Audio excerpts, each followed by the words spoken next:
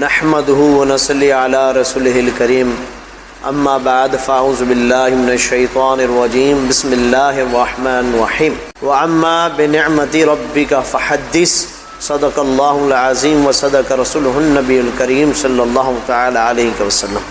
اللہ رب العزت جل جلالہ و جل شانہ و اعمانہ کا فضل و کرم ہے، وہ ذات الہی جو خالق بھی ہے، مالک بھی ہے، رب کریم ہے، جس نے کون کہہ کر ساری کائنات کی تخلیق فرمائی۔ وہ یکتا ہے، وہ اللہ رب العزت واحد ہے، احد ہے، اور رب العزت اللہ الصمد ذات ہے، بے نیاز ذات ہے۔ وہی رب کریم کہ جو ساری کائنات کا خالق ہے اور کل کائنات اسی کی مخلوق ہے۔ اسی رب کریم جل جلالہ و جل شانہ کا فضل و کرم ہے کہ آپ کو، مجھ کو، تاجدار کائنات امام الانبیاء محمد رسول اللہ خاتم النبی المرسلین صلی اللہ تعالی علیہ وسلم کا امتی بنایا، اور آقا دو جہاں سرکار دو عالم صلی اللہ تعالی وسلم وہ عظیم ہستی، بے مثل بے مثال امام الانبیاء محمد رسول اللہ صلی اللہ تعالی علیہ وسلم کہ جس کی خوشی، جس کی آمد آدم علیہ السلام سے لے کے عیسیٰ علیہ السلام تک تمام انبیاء کرام علیہ السلام نے اپنی اپنی قوموں میں اپنے اپنے وقت کے اندر خوشیاں منائیں، اور وہی سلسلہ اللہ رب العزت اپنے حبیب علیہ السلام کے صدقے قیامت تک نبی کریم صلی اللہ تعالی وسلم کی خوشی، آقا دو جہاں صلی اللہ علیہ وسلم کی آمد، حضور علیہ السلام کی نسبت کی خوشی ہر امتی کے پر لازم ہے۔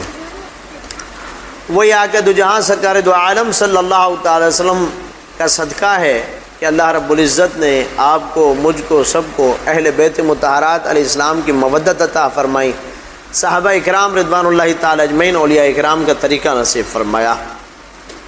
آج اس نے حمد و صلوات کے بعد قرآن پاک کی آیت کریمہ تلاوت کی، وَأَمَّا بِنِعْمَتِ رَبِّكَ فَحَدِّثْ، کہ تم میری نعمتوں کا خوب چرچا کرو۔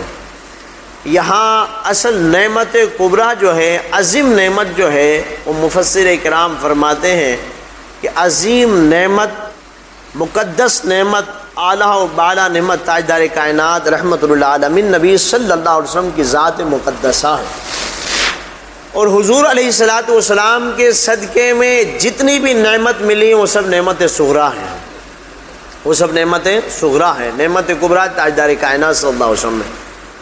تو اللہ رب العزت ارشاد فرماتا ہے کہ تم میری نعمتوں کو خوب چرچا کرو، یعنی جو میں نے تمہیں نعمتیں عطا فرمائی ہیں اس کا ذکر کرو، ذکر خیر کرو، اس نعمت کو بتلاؤ کہ اللہ رب العزت نے مجھے ان نعمتوں سے نوازا ہے، جو اللہ رب العزت کی عطا ہے، اس میں خوشی منانا قرآن پاک کا حکم ہے۔ تو سب سے بڑی خوشی تو یہ ہے کہ ہم سرکار دو عالم صلی اللہ علیہ وسلم کے امتی ہیں، حضور علیہ السلام کا فیضان ہے، آقا صلی اللہ علیہ وسلم کی رحمتیں، حضور کی نعمتیں ہیں۔ انہی نعمتوں کے صدقے میں اللہ رب العزت نے جو نعمتوں میں سے نعمت عطا فرمائی، ایک نعمت جو سب سے بڑی نعمت ہے وہ الحمدللہ اللہ رب العزت نے ہمیں ملک پاکستان جیسی نعمت عطا فرمائی۔ کیونکہ نعمت جو ہے کیا ہے؟ خوشی، آزادی بھی ہزار نعمت ہے، آزادی جو ہے وہ بھی ہزار نعمتوں میں سے نعمت اللہ تعالیٰ نے عطا فرمائی۔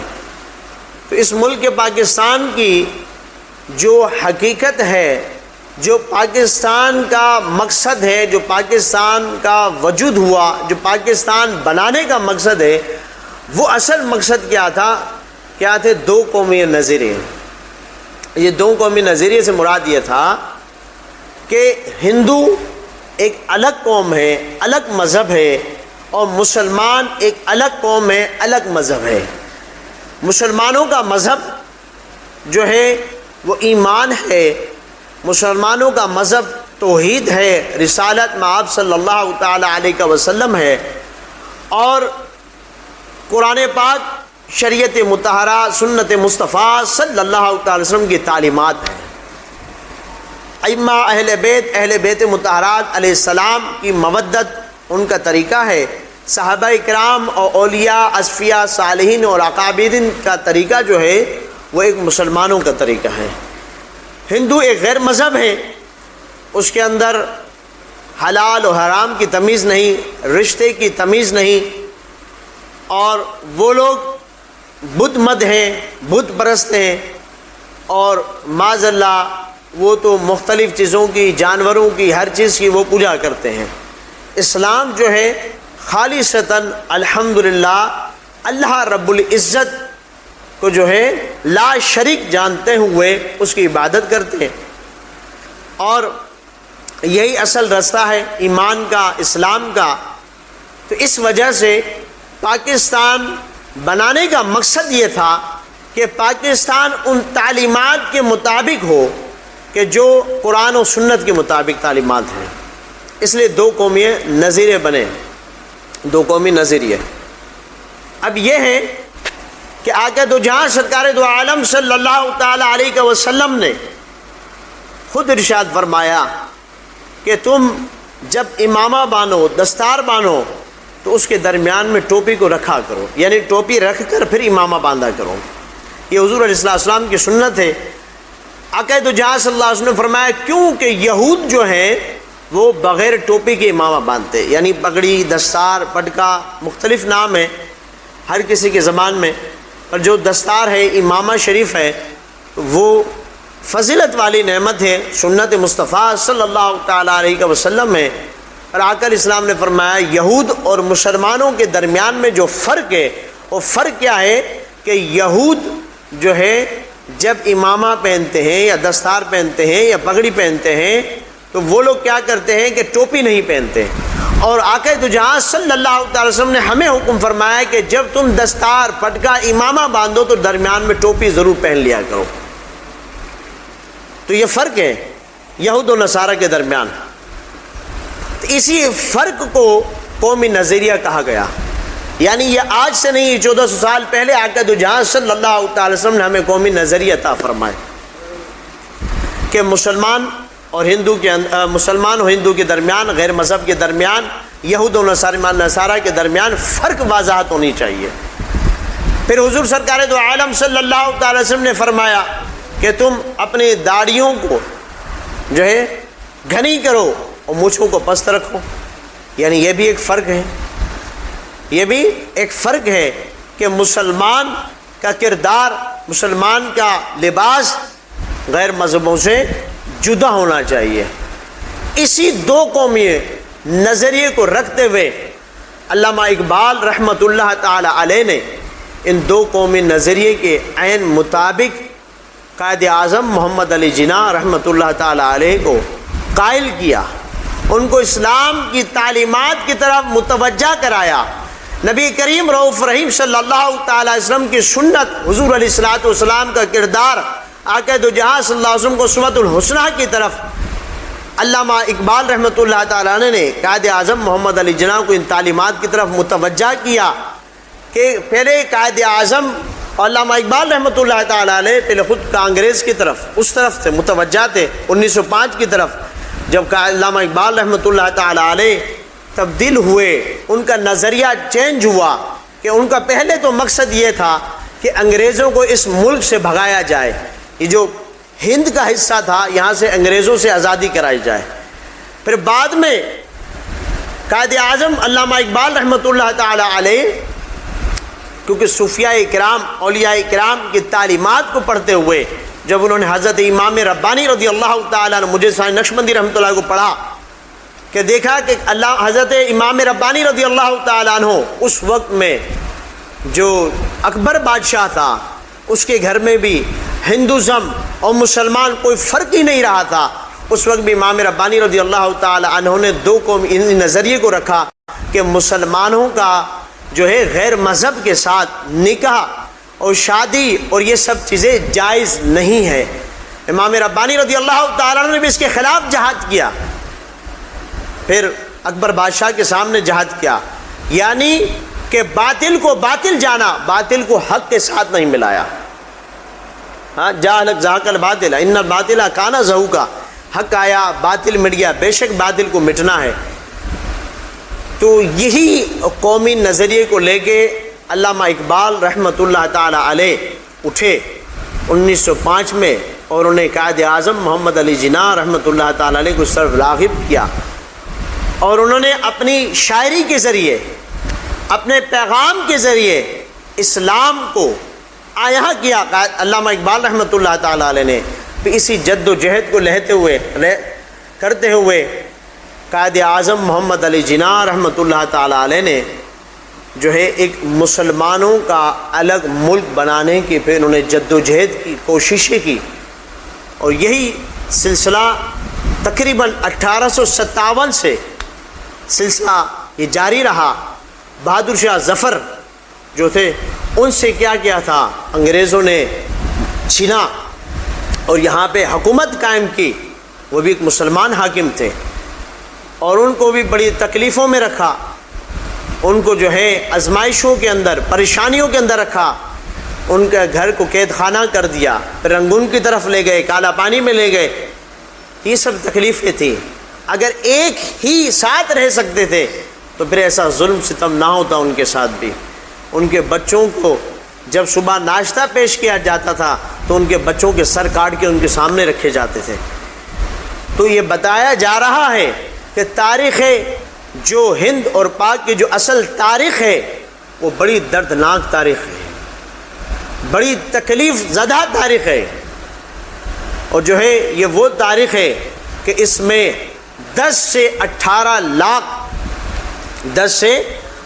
لاکھ مسلمان اس تاریخ میں شہید ہوئے، اس جد و جہد میں شہید ہوئے۔ یہ صرف اتنے آسانی سے پاکستان وجود میں نہیں آیا،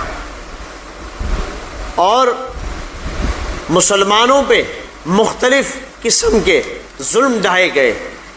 یعنی کہ تاریخ میں تو یہ بھی آتا ہے کہ 10,000 سے زیادہ زائد عورتوں سے زیادتی کی گئی، ان کو تکلیفیں پہنچائی گئی، ان کو مارا گیا، قتل کیا گیا۔ غیر مذہب ہندو سکھ انہوں نے بے پناہ جبر کیا مسلمانوں کے اوپر۔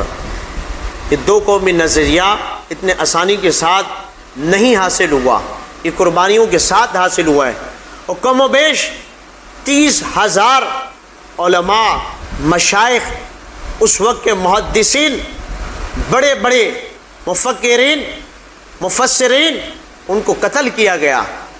یہاں تک کہ اس وقت جو مسلمانوں کے حق میں حق کا کلمہ کہتا اس کا سر توپ کے سامنے رکھا جاتا اور پھر توپ کے ذریعے اس کو اڑایا جاتا۔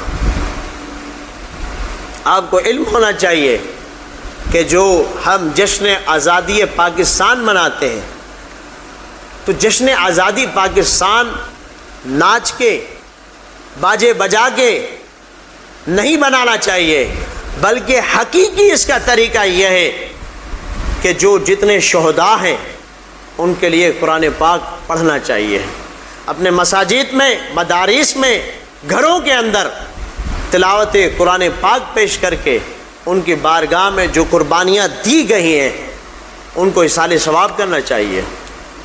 اصل اس کا مقصد یہ ہے کہ اتنی قربانیوں کے بعد جو پاکستان وجود میں آیا، ایسے اگر ایک ہی مملکت، ایک ہی ملک، ایک ہی دیش کو دیکھتے ہوئے اگر جدا نہ ہوتے تو یاد رکھیں آقا دو جہاں تاجدار کائنات امام الانبیاء محمد رسول اللہ صلی اللہ تعالی علیہ وسلم سے اپنے سگے چچا ابو جہل، ابو لہب سے کس چیز کا اختلاف تھا؟ چچا تو وہ بھی تھے، 2 ہاتھ تو ان کے پاس بھی تھے، سر پیر ہاتھ تو ان کے پاس بھی تھے، پر اگر اختلاف تھا کس چیز پہ؟ کہ اللہ رب العزت کے ساتھ وہ بتوں کو شریک کرتے، اللہ رب العزت کی ذات کو نہ مانتے، خدا کی تعلیمات کو نہ مانتے، قرآن پاک کو نہ مانتے، انبیاء کرام علیہ السلام کو تسلیم نہ کرتے، مذہب اسلام کی تعلیمات کو تسلیم نہ کرتے۔ ورنہ اگر ایک ساتھ سب کچھ ہوتا، ایک ساتھ رہنا ہوتا، ایک ساتھ عبادت گاہیں بنائی جاتی، تو آقا دو جہاں سرکار دو عالم صلی اللہ تعالی علیہ وسلم اپنے عزیز کو، اپنے قارب کو، اپنے چچا کو نہ چھوڑتے اگر ان کے ساتھ تھا۔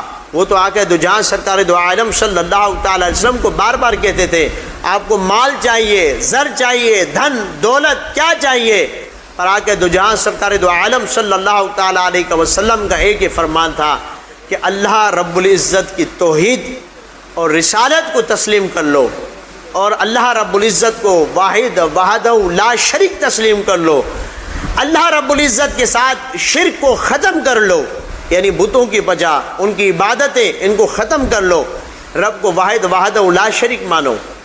یہی ایک چیز تھی کہ جس کی وجہ سے جدا ہوئے، جس کو قرآن پاک نے بھی کہا لکم دینکم ولی دین، تمہارا دین تمہارے ساتھ، میرا دین میرے ساتھ۔ اس کو اسلام نے ایک نہیں کہا کہ کچھ ایسے لبرل سیکولر طبیعت کے لوگ ہوتے ہیں، بولتے نہیں کوئی یہ پاکستان جدا کیا گیا، اس کا فائدہ نہیں ہوا، اس کا مقصد کیا تھا، یہ کیوں جدا کیا گیا؟ تو یاد رکھیں اس کا مقصد ایک تھا کہ مسلمان صرف اور صرف اپنی عبادت میں نہیں بلکہ اپنے ملک کے اندر قانون رسالت مآب صلی اللہ تعالی وسلم کو داخل کریں۔ ان کے ملک کے اندر جو پاکستان آزاد کرنے کا مقصد یہ کیا تھا؟ ان کا مقصد یہ تھا کہ نبی کریم رؤوف رحیم صلی اللہ تعالی وسلم کی شریعت، رسول اللہ صلی اللہ علیہ وسلم کی تعلیمات کو ملک کے اندر نافذ کیا جائے۔ نہیں اگر اذان، نماز، قرآن، تو جو ہندوستان میں ابھی مسلمان ہیں کیا وہ نماز نہیں پڑھتے؟ کیا وہ اذان نہیں دیتے؟ کیا قرآن پاک کی تلاوت وہ نہیں کرتے؟ تکلیفیں ضرور آتی ہیں ان کے اوپر۔ بابری مسجد شہید ہوئی، بڑے بڑے مسائل کا سامنا ہوا، مسلمانوں کی عورتوں کی عزت کے اوپر حملہ ہوا۔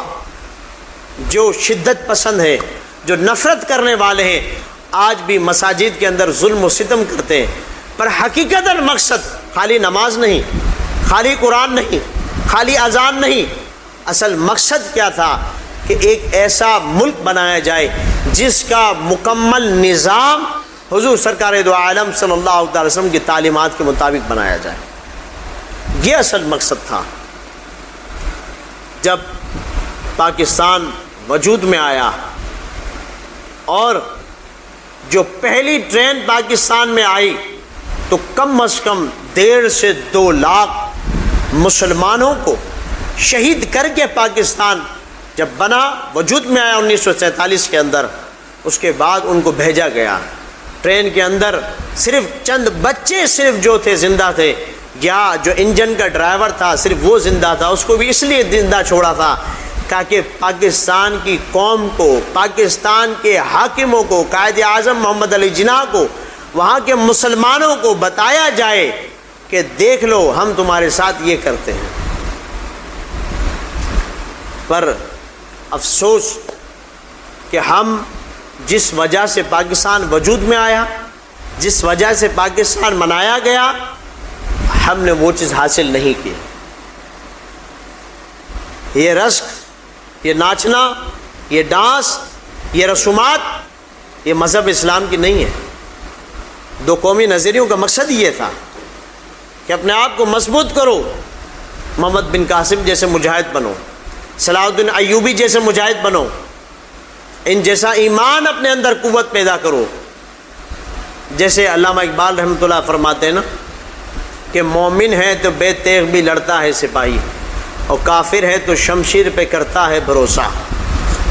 علامہ اقبال عاشق رسول ہیں، فناف رسول ہیں، انہی کا بیت تمام علماء، تمام اولیاء کرام اپنی مسندوں میں، اپنے ممبر رسول پہ، اپنی خانقاہوں میں، اپنی درگاہوں میں اس بیت کو پڑھتے ہیں کہ کی محمد سے وفا تو نے تو ہم تیرے ہیں، یہ جہاں چیز ہے کیا لوح قلم تیرے ہیں۔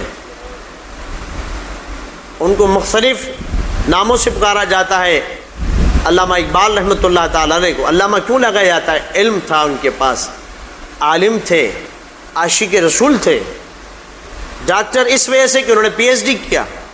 ان کی شخصیت مکمل درویشانہ شخصیت تھی۔ اولیاء صوفیاء کی تعلیمات پڑھتے اور پڑھاتے، اس کا سبق دیتے۔ ان کی ساری شاعری جو اٹھائیں وہ کس کے لیے؟ اسلام کے لیے، ایمان کے لیے۔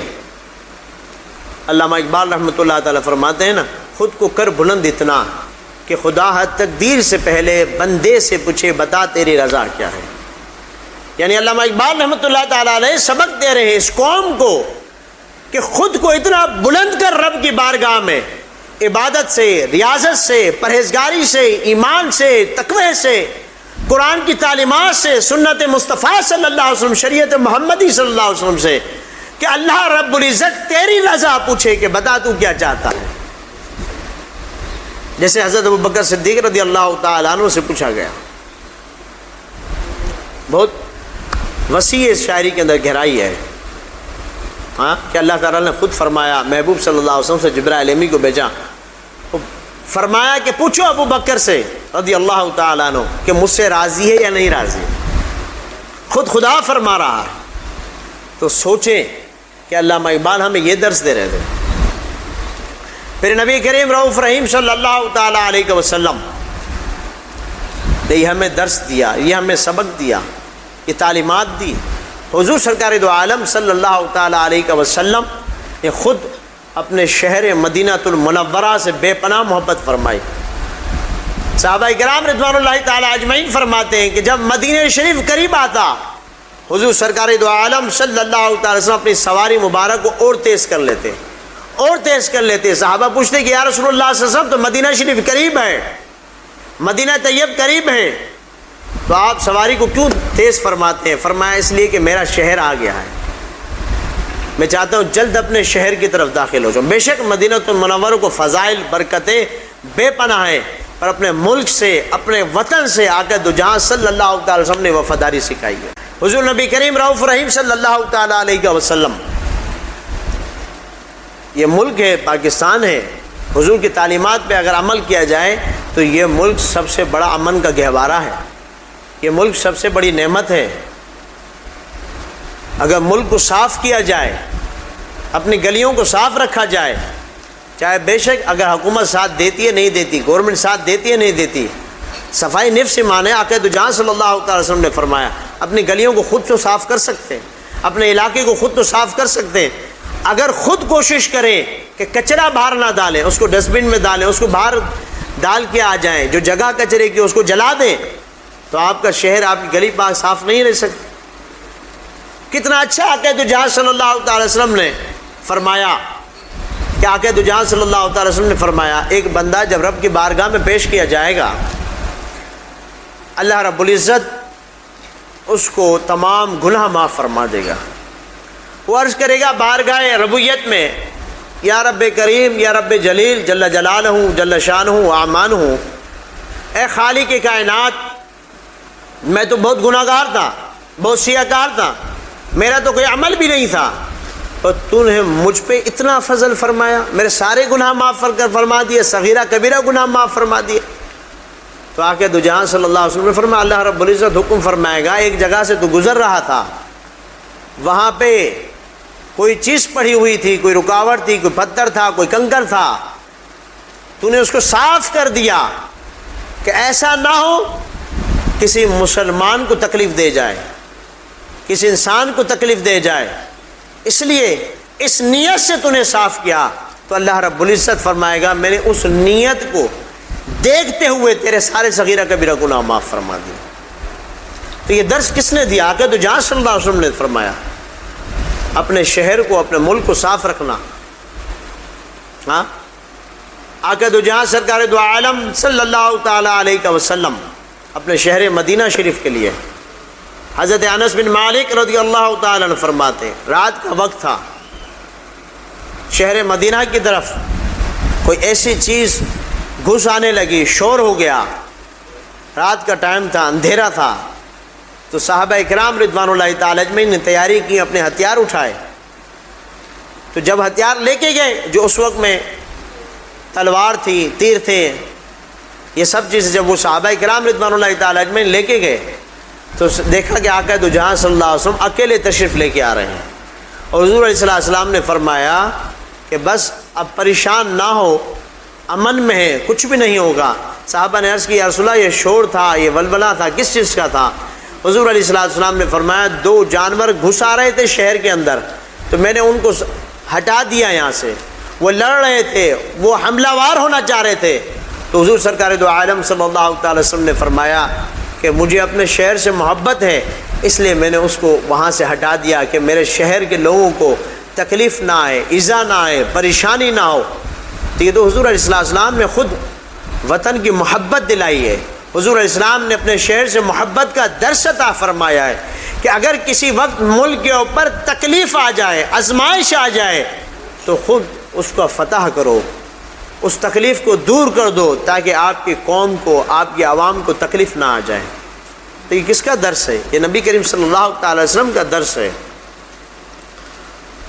اگر ہمارے ملک کے اندر جو نظام ہے، پانی کا نظام ہے، حضور سرکار دو عالم صلی اللہ تعالی علیہ وسلم نے پہلے فرمایا، آج سے 1450 سال پہلے حضور علیہ السلام نے، کہ کنویں کا پانی استعمال کرو کہ کنویں کے پانی میں شفا ہے۔ کیا استعمال کرو؟ کنویں کا پانی استعمال کرو، کنواں کھدواؤ۔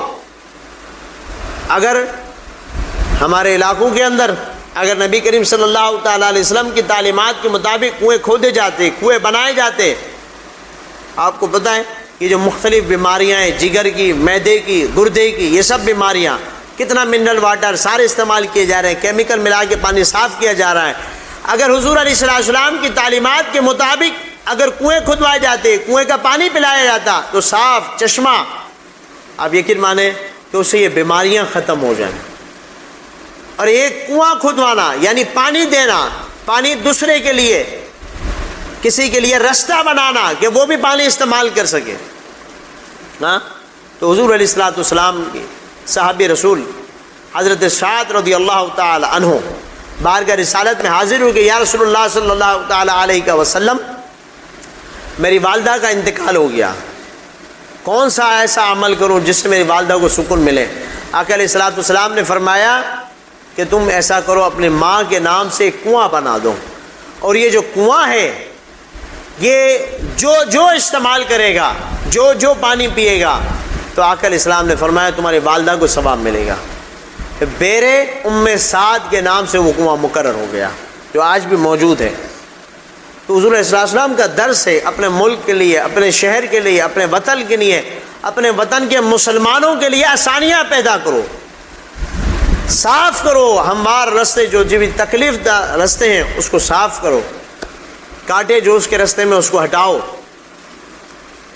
اگر ہم کوشش کریں اپنے ملک کے لیے، اپنے وطن کے لیے، جو عوام، ظاہر سی بات ہے غریب عوام ہے، اگر وہ کوشش کر سکتی ہے کسی ایک غریب کے گھر کا بھی عہد کر لیں کہ اس کو کھانا پہنچانا ہے، اس کو راشن پہنچانا ہے، اگر اس کے لیے کوئی ہمدردی کر سکتا ہے، اس کے بچے کو پڑھا سکتا ہے، تو آپ یاد رکھیں اگر ایک شخص ایک گھر کی کفالت خود کرے تو واللہ خدا کی قسم یہ ملک امن سے بھی امن ہوگا، اور اس ملک کے بچے، اس ملک کا گھر، یہاں پہ رہنے والے وہ خوشحال ہو جائیں گے۔ ایک دوسرے کے لیے ہمدردی رکھیں، یہی اسلام کا درس ہے، یہی اصل مقصد تھا قائد اعظم محمد علی جناح کا، علامہ اقبال رحمۃ اللہ تعالی علیہ کا، کہ دو قومی نظریے اسی وجہ سے پیش کیے گئے تھے کہ ایسا نہیں ہے کہ ہم ان کی رسومات پہ عمل کریں۔ اگر ہندوازم کے اندر ناچا جا رہا ہے اور مسلمان بھی اگر ناچ رہا ہے تو پھر اس کے کیا فائدہ آزاد ہونے کا؟ ہاں، اگر وہ گانے بجانے میں لگے ہیں، مراسیوں والی حرکتیں کر رہے ہیں، مراسیوں کی حرکتیں نا، گانا بجانا، عورتوں کو نچانا۔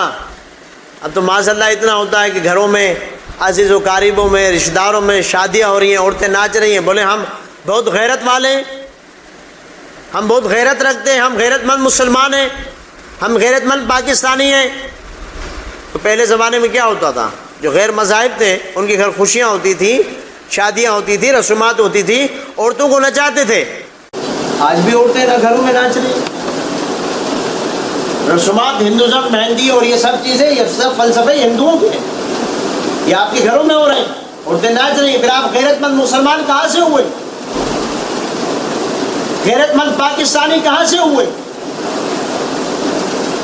جو بوڑھی حضرات ہیں وہ بھی دیکھ رہے ہوتے، حالانکہ نمازی بھی ہوتے ہیں، بوڑھے ہوتے ہیں، عمر دراز ہوتے ہیں، اتنی بچوں کو کچھ کہہ نہیں سکتے، خوشی کا موقع خوشی منانا۔ ایسی خوشی کا کیا فائدہ کہ جو آپ کے گھروں سے اسلام کو لے کے جا رہا ہے، دین کو لے کے جا رہا ہے، جس مقصد کے لیے پاکستان بنایا، اس پاکستان میں آزمائشیں کس وجہ سے، پریشانیاں کس وجہ سے، بے روزگاری کس وجہ سے؟ کہ ہم اسلام سے دور ہیں، اسلام کی تعلیمات سے دور ہیں۔ جو پاکستان کے لیے پہلا نعرہ جو اکثر لگایا گیا تھا، اصل نعرہ جو تھا وہ یہ تھا کہ پاکستان کا مطلب کیا، لا الہ الا اللہ، اور پاکستان کا مقصد کیا، محمد الرسول اللہ صلی اللہ علیہ وسلم۔ یہ اصل تھا پاکستان کا مطلب اور پاکستان کا مقصد، پاکستان کا وجود، یعنی محمد رسول اللہ صلی اللہ تعالی وسلم سے اس ملک کا وجود ہے، یعنی نبی کریم صلی اللہ علیہ وسلم کی تعلیمات کے مطابق اس ملک کا نظام بنایا جائے۔ رسول اللہ صلی اللہ تعالی علیہ وسلم کے صحابہ کرام، سیدنا فاروق اعظم رضی اللہ تعالیٰ عنہ جلیل القدر صحابی رسول،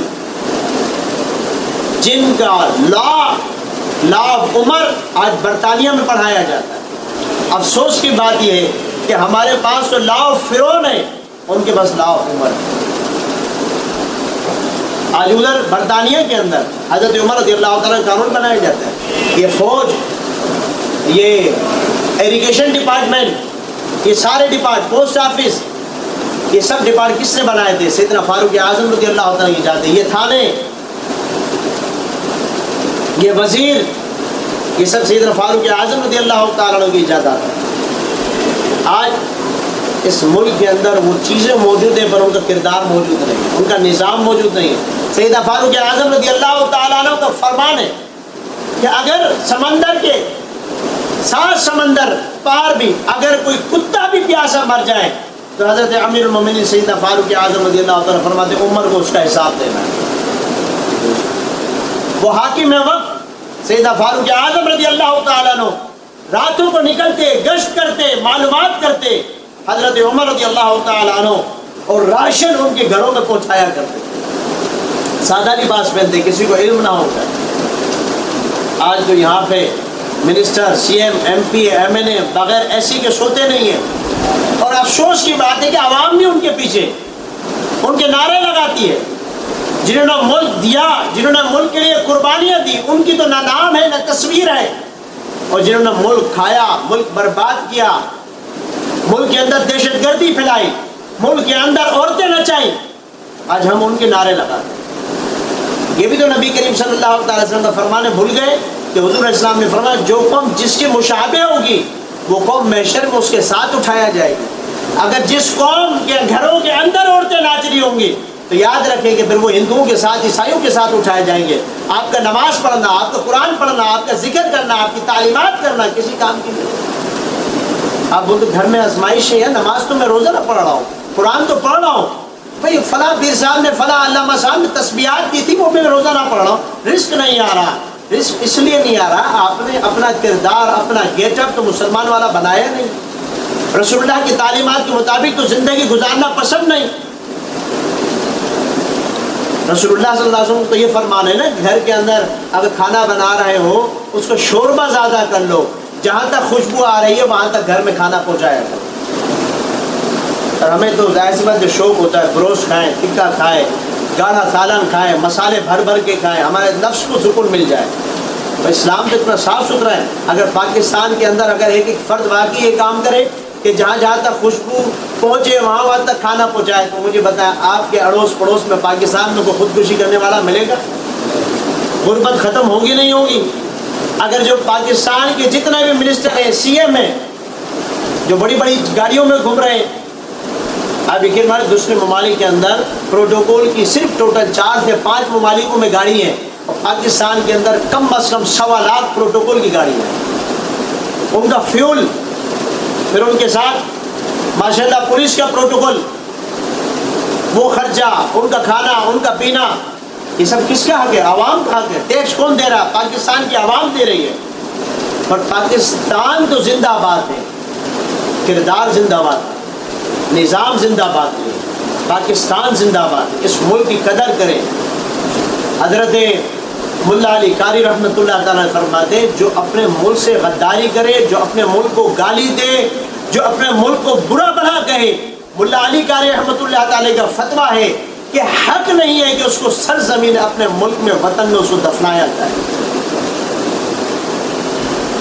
ہاں، یہاں تک فرمایا حب الوطن الی الایمان، یہاں تک کہ بزرگوں قول ہے، اقوال ہے، تابعین کا، تابعین کا، صحابہ کرام میں سے قول ہے کہ کہ حب الوطنی یعنی اپنے ملک سے وطن سے محبت کرنا ایمان کا حصہ ہے۔ آپ کو علم اپنے ملک کے لیے اپنے وطن کے لیے آقا دو جہاں صلی اللہ علیہ وسلم نے فرمایا جو ساری رات پہرا دے صبح تک اور جو صبح سے لے کے رات تک پہرا دے، حضور علیہ السلام نے فرمایا اللہ رب العزت اپنے ملک کی حفاظت کے لیے اپنے شہر کی حفاظت کے لیے اگر ایمانداری سے جو افواج ہیں ایمانداری سے اگر پولیس والے اگر ایماندار ہیں جن کی رضا اللہ اس کا رسول ہے، اپنا مقصد نہیں اپنی عزت نہیں اللہ رسول ہے، تو آقا دو جہاں صلی اللہ علیہ وسلم نے کیا خوشخبری فرمائی؟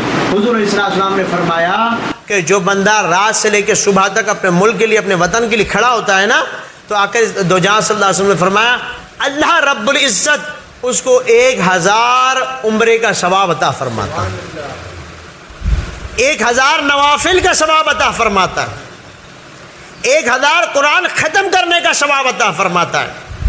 اور جو ملک کے لیے اگر مٹ جائے، ملک کے لیے اگر دنیا سے چلے جائے، تو آقا دو جہاں صلی اللہ علیہ وسلم نے فرمایا وہ شہید کہلاتا ہے۔ پر شرط کیا ہے؟ ایمان ہو، اپنے ملک سے محبت ہو، رسول اللہ صلی اللہ علیہ وسلم کی محبت ہو۔ ایسے بات ہے جو کردار مصطفیٰ ہوگا، جا کے دو جہاں صلی اللہ علیہ وسلم کی تعلیمات ہوگی، تو پھر سب کا حق ادا کر سکتا ہے، اپنے ماں باپ کا بھی، اپنے عزیز و قریب کا بھی، اپنے بہن بھائیوں کا بھی، اپنے بڑوں کا بھی، اپنے استاد کا بھی، اپنے ملک کا بھی۔ تو حب الوطنی ایمان کا حصہ ہے۔ اس ملک کو کہ قرآن کہتا ہے فَبِأَيِّ آلَاءِ رَبِّكُمَا تُكَذِّبَانِ، تم خدا کی کون کون سی نعمت کو جھٹلاؤ گے؟ یہ ان نعمتوں میں سے پاکستان بھی ایک سب سے بڑی نعمت ہے۔ اور تھوڑا سا بس اب اس کی بات ختم کرتے ہیں کہ پاکستان کا اصل معنی اگر دیکھیں عربی میں جائیں، پاکستان یعنی پاک اگر اس کو عربی میں کنورٹ کریں تو طیبہ بنتا ہے۔ کیا بنتا ہے؟ طیب معنی پاک، طیب معنی پاک، طیبہ یعنی پاک۔ اور پھر ستان جو ہے پاکستان، ستان جو ہے اس کے معنی شہر کے ہیں، اگر اس کو عربی میں کنورٹ کر دیں تو مدینہ المنورہ بن جاتا ہے۔ مدینہ طیب یعنی پاکستان کے اصل معنی مدینہ طیب کے اگر عربی میں کہیں، اور اس ملک کو کوئی گالی دے، اس ملک سے بے وفائی کرے، اس ملک کے لیے بکواس کرے، تو آپ سوچیں پھر یہ کہاں سے کہاں بات چلے جائے گی۔ اور قائد اعظم محمد علی جناح رحمۃ اللہ تعالیٰ علیہ، یاد رکھیں، نہ لبرل تھے نہ سیکولر تھے، یہ عوام الناس کے اندر ورغلایا ہوا ہے تاکہ ان کو پتہ ہے کہ قوم اٹھ نہ جائے، کہ قوم اپنے ملک کے اندر نظام مصطفیٰ نافذ نہ کر لے۔ قائد اعظم محمد علی جناح عاشق رسول صلی اللہ تعالی وسلم تھے، اور قائد اعظم محمد علی جناح کا جب پاکستان کے لیے انہوں نے تحریک چلائی تھی تو پاکستان کے بڑے بڑے پیر و زام، پھر جماعت علی شاہ صاحب رحمۃ اللہ تعالیٰ علیہ، اگر آج بھی آپ نیٹ پہ سرچ کریں گے قائد اعظم محمد علی جناح اور پھر جماعت علی شاہ صاحب کو لکھیں، ان کے ساتھ تصویریں آ جائیں گی۔ پھر جماعت علی شاہ صاحب رحمۃ اللہ تحریک پاکستان میں شامل ہوئے، اور پیر آف مانکی شریف وہ بھی پاکستان کی تحریک میں شامل ہوئے۔ اور آپ نے سیال شریف کے اندر سنا ہوگا، پھر قمر الدین سیالوی رحمۃ اللہ تعالیٰ علیہ، بڑے نامور بزرگ ہیں۔ پھر قمر الدین سیالوی وہ مفکر بھی ہیں، محدث بھی ہیں، عاشق رسول صلی اللہ تعالیٰ علیہ وسلم ہیں۔ ان کو جب جو پنجاب کے لوگ تھے، سرداران تھے، انہوں نے ان کو پیغام دیا کہ ایک نوجوان شخص جو ملک کے لیے تحریک چلا رہا ہے، اور کہا کہ وہ جو ہے پاکستان کی بات کر رہا ہے، ایک الگ ملک کی بات کر رہا ہے، قومی نظریے کی بات کر رہا ہے۔ تو پھر قمر الدین سیالوی رحمۃ اللہ علیہ سوال کیا، تو آپ کیا کہتے ہیں، کیا ہم ساتھ دیں یا نہ دیں؟ حضرت پھر قمر الدین سیالوی رحمۃ اللہ تعالیٰ نے فرمایا چند دن مجھے دیں تو پھر میں آپ کو اس کا جواب دوں گا۔ پھر قمر الدین سیالوی رحمۃ اللہ تعالیٰ فرماتے ہیں کہ 1-2 دن گزرے، اپنے بڑے جد ان کے جو والدین تھے، دادا تھے شمس الدین سیالوی رحمۃ اللہ تعالیٰ نے، ان کی بارگاہ میں انہوں نے مراقبہ کیا۔ مراقبہ ہوتا ہے ملاقات، مراقبہ ہوتا ہے بات چیت، یہ ایک روحانی طریقہ ہے۔ تو حضرت ان کے پاس جب مراقبہ کیا شمس الدین سیالوی رحمۃ اللہ کے روزے پہ، تو پھر کیا دیکھتے ہیں کہ ایک بڑا تخت ہے، اب اس پہ توجہ دیے گا، ایک بڑا تخت ہے، یہ تاریخ کی کتابوں میں ان کا اتنا لکھا ہوا بیان ہے۔ تو ایک بڑا تخت ہے، اس میں نبی کریم رؤوف رحیم صلی اللہ تعالیٰ علیہ وسلم صوفے پہ تشریف فرما ہے، اور حضرت امام حسن مجتبیٰ امام حسین علیہ السلام مولا علی علیہ السلام، ابو بکر صدیق، فاروق اعظم، عثمان غنی رضی اللہ تعالیٰ عنہ تخت کے اوپر تشریف فرمائے اور بیچ میں رسول اللہ صلی اللہ علیہ وسلم جلوہ گر ہیں۔ اور نبی کریم صلی اللہ تعالیٰ علیہ وسلم نے فرمایا ایک بڑی عوام ہے، کثرت عوام ہے۔ پھر کمرالدین سیالوی بھی فرماتے ہیں کہ میں نے دیکھا کہ بڑی کثیر تعداد ہے۔ حضور نبی کریم صلی اللہ تعالیٰ علیہ وسلم، یہی پاکستان کا جھنڈا، یہی پاکستان کا علم، یہی پاکستان کی نشانی حضور علیہ السلام نے مولا علی کو دی اور فرمایا کہ محمد علی جناح کو بلاؤ، یہ جھنڈا اس کے ہاتھ میں دے دو، کیونکہ وہ ملک سے وفادار ہے۔ تو حضرت مولا علی شیر خدا نے جب نام لیا نا محمد علی، تو حضرت قائد اعظم محمد علی جناح جیسا ان کا لباس تھا، جناح کیپ اور اسی شیروانی کے اندر وہی صورت وہی سیرت قائد اعظم محمد علی جناح آگے آئے۔ حضرت مولا علی شیر خدا علیہ السلام نے ان کو علم عطا فرمایا، اور پھر انہوں نے پیر قمرالدین سیالوی آگے کہتے ہیں کہ نبی کریم صلی اللہ علیہ وسلم کی دست بوسی کی، مولا علی کی، اور جتنے بھی وہاں پہ خلفائے راشدین حسنین کرمند ان کی دست بوسی کی۔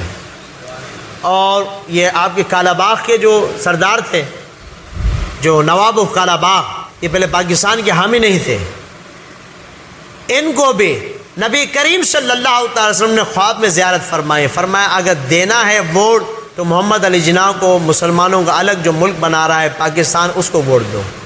یہ حضور علیہ السلام نے فرمایا۔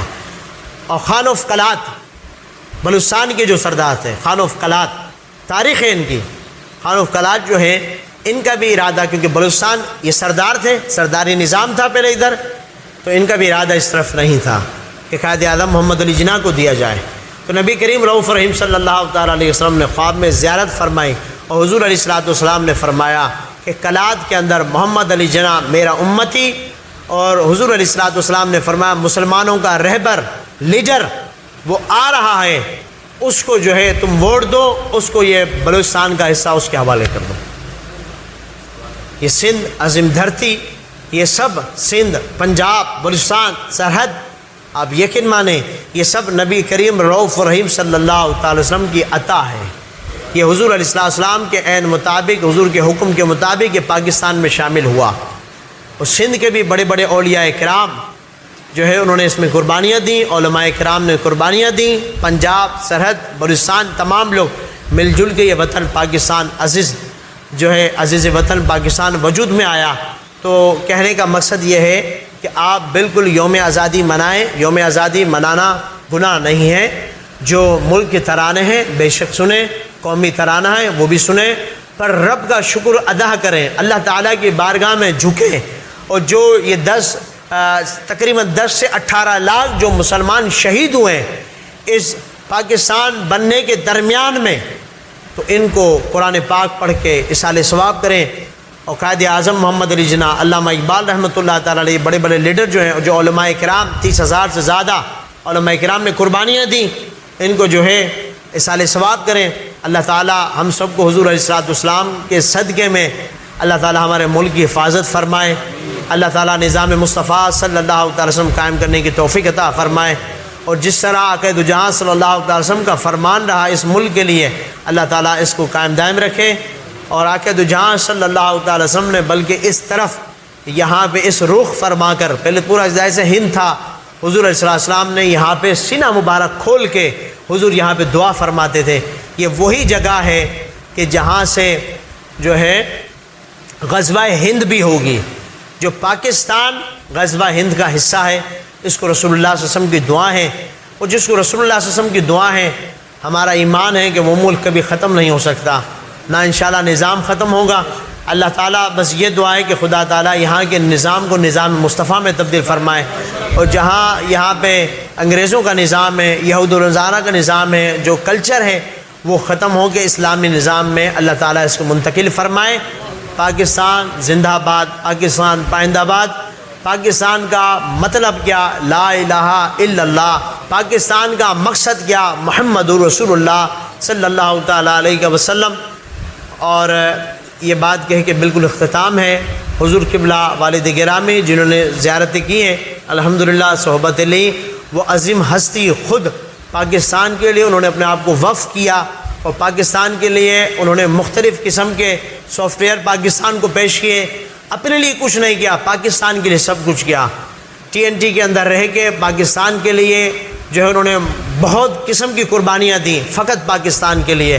حلال روزی، ایمانداری، سچائی کے ساتھ ملک کے اندر انہوں نے کام کیا، خدمات دی اور جو ہے دین کی تبلیغ کو، دین کے پیغام کو عام کیا.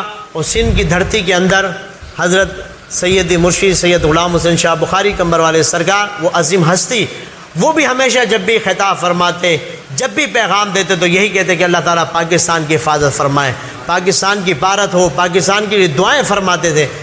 حضور قدوۃ الاولیاء حضور سیدنا اقرا الحق شاہ صاحب رضی اللہ تعالیٰ جن کی خدمات کا جس نے ذکر کیا، وہ بھی ہمیشہ ملک وطن پاکستان کے لیے دعائیں فرماتے رہیں.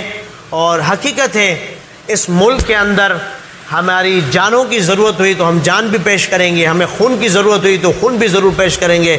اور جو ہے اصل کردار کربلا ہے، کردار اسلام جو ہے قتل حسین اصل میں مرگ یزید ہے، اور اسلام زندہ ہوتا ہے ہر کربلا کے بعد. جو ہے حضرت امام حسین علیہ السلام کی تعلیمات، جو ہے امام حسین علیہ السلام کا کردار، اس کی اس ملک کو ضرورت ہے.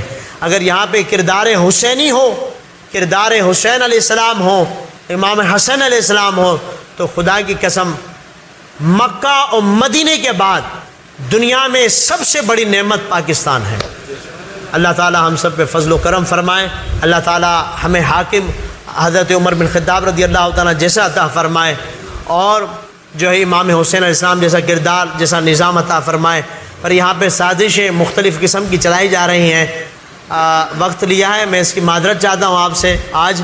اور قادیانی نظام کو یہاں پہ رائج کرنا چاہتے ہیں، اور قادیانیوں کو بل کے اندر، حالانکہ قادیانی جو ہے آئین کے مطابق، پاکستان کے آئین کے مطابق قادیانی کافر ہیں. ان کی عبادت گاہیں، کوئی عبادت گاہ جو ہے کہنا بھی جائز نہیں ہے، اور ان کو نماز کی، اذان کی یہاں اجازت نہیں ہے، کیونکہ وہ رسول اللہ صلی اللہ تعالی وسلم کے ختم نبوت کو تسلیم نہیں کرتے، حضور علیہ السلام کو آخری نبی نہیں مانتے، تو وہ کافر ہیں. ان کے نظام کو یہاں کوشش کی جا رہی ہے کہ انڈر گراؤنڈ ان کے نظام کو لایا جائے اور بل پاس کیا جائے کہ قادیانی کو مسلمان قرار دیا جائے. پر پاکستان کے نظام کے مطابق جو ہے قادیانی کافر ہیں، پاکستان کے آئین کے مطابق قادیانی کافر ہیں، اور ہم اس چیز کو بالکل قبول نہیں کریں گے کہ پاکستان کے اندر قادیانی نظام لایا جائے. اللہ تعالیٰ کی بارگاہ میں دعا ہے کہ خدا تعالیٰ اپنے حبیب علیہ السلام کے صدقے میں، طفیل میں جو ہے پاکستان کے جو دشمن ہیں ان کو نیست و نابود فرمائے، جو اسلام کے دشمن ہیں ان کو نیست و نابود فرمائے، اور جو قادیانی نظام لانا چاہتے ہیں، یہود و نصارہ کا نظام لانا چاہتے ہیں، اللہ تعالیٰ ان کو بھی نیست و نابود فرمائے. جو ان کا ساتھ دے گا خدا کی قسم ان پہ اللہ کا عذاب ہوگا، خدا اس کے رسول کی لعنت ہوگی. اور یہاں تک کہ قول ہے کہ اگر تمہارے پاس صدقے کے پیسے نہیں ہیں، صدقے کا مال نہیں ہے، تو کہا کہ یہودوں کو لعنت دے دو تو تمہارا صدقہ بھی اتر جاتا ہے. تو جب یہودوں کو لعنت دینے سے صدقہ اتر سکتا ہے، بلائیں ٹل سکتی ہیں، یہودیوں کے نظام لانے سے تو پھر ظاہر سی بات ہے بلائیں اور نازل ہوں گی. کہ پاکستان کے اندر اور گھروں کے اندر جو بلائیں جو ہیں وہ یہودوں اور نصارہ کے نظام کی وجہ سے ہیں. اللہ تعالی ہم سب کے حال پہ رحم و کرم فرمائے. آخر دعوانا ان الحمدللہ رب العالمین. فرمائی تھی تو حضور علیہ السلام مدینہ شریف سے 8 سال بعد تشریف لے کے آئے، تو صحابہ کرام رضوان اللہ تعالیٰ اجمعین فرماتے ہیں کہ نبی کریم صلی اللہ علیہ وسلم کا سر مبارک جو ہے وہ اٹھنے کی کوہانی کے اوپر تھا، اٹھنے کی کوہان کے اوپر. یعنی حضور نے فتح تو فرمائی، تاریخ کی بڑی فتح ہے، دنیا کی بڑی فتح تھی، فتح مکہ، پر یہ انکساری اور عاجزی کے ساتھ رسول اللہ نے جو ہے حقیقت میں یوم آزادی کو منایا. یعنی فتح مکہ عاجزی کے ساتھ بنایا. اور یہ جو لڑکے ہوتے ہیں یا دوسرے مرد حضرات یا ایسے وہ 1 ویلر چلانا اور اس میں شور شرابہ کرنا، ہوٹنگ بازی کرنا، تو یہ رسول اللہ کی تعلیمات کے مطابق نہیں ہے. نبی کریم صلی اللہ تعالی وسلم نے کہ صحابہ اکرام رضوان اللہ تعالی اجمعین، جب فاروق اعظم رضی اللہ تعالیٰ کسی نے کہا ان کی دور خلافت میں جب بیت المقدس فتح ہوا اور جو ہے 10,500 مربع سرزمین آپ کی حکومت قائم ہوئی، اسلام کا پرچم لہرایا گیا، تو پوچھا گیا کیسے ہم آزادی بنائیں؟ تو نبی کریم صلی اللہ علیہ وسلم کی سنت کے مطابق حضرت عمر رضی اللہ تعالیٰ نے فرمایا اذانیں دی جائیں. تو اذانیں خوشیوں کا موقع ہے، اور جو ہے اس سے اذان جہاں تک دی جاتی ہے شیطان بھاگتا ہے. تو ہمارے ملک میں شیطانی نظریں تو کثرت سے، اگر اذانیں دی جائیں گی اور نوافل پڑھے جائیں گے، قرآن پڑھا جائے گا تو شیطان انشاءاللہ تعالیٰ بھاگ جائے گا۔ اور یہ صرف عورتوں کے نہیں، لڑکوں کے لیے بھی ہے کہ وہ بھی جو ہے حضور علیہ السلام کی تعلیمات کے مطابق جو ہے اسلام کے دائرے میں رہ کے، شریعت کے دائرے میں رہ کر پھر اس ملک کی آزادی بنائیں۔